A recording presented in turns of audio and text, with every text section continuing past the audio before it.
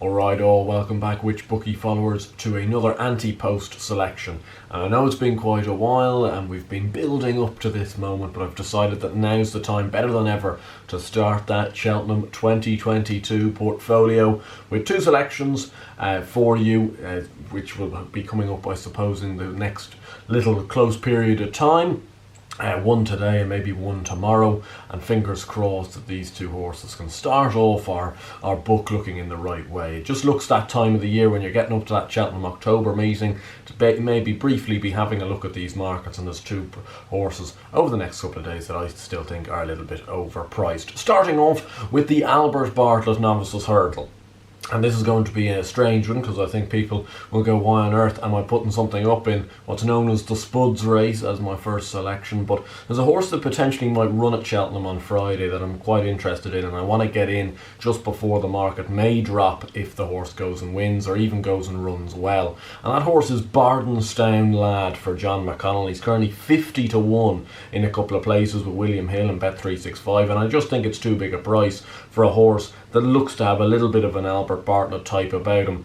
Obviously John McConnell, for the exact same connections, had the third in the race last year with Streets of Doyen, who came over to win this race at the October Cheltenham meeting, the showcase meeting on Friday. This horse has entered up. He's the only John McConnell horse entered in the race, so it'll be interesting to see whether he does take his place. He's already got a little bit of experience over hurdles, which I think is key for this race. I think you need to be as experienced as possible. Having won a 2 mile 3 furlong bumper, which are really kind of oddities in themselves in Ireland. He won that very impressively. Came third then in a winner's bumper before winning 2 of his 3 hurdle starts. One of them was over in Cartmel over 2 mile 6, where going off 1 to 10, and one of them was a maiden hurdle at Wexford when he beat John Adams, who subsequently franked the form. Even at a lower level, I do understand.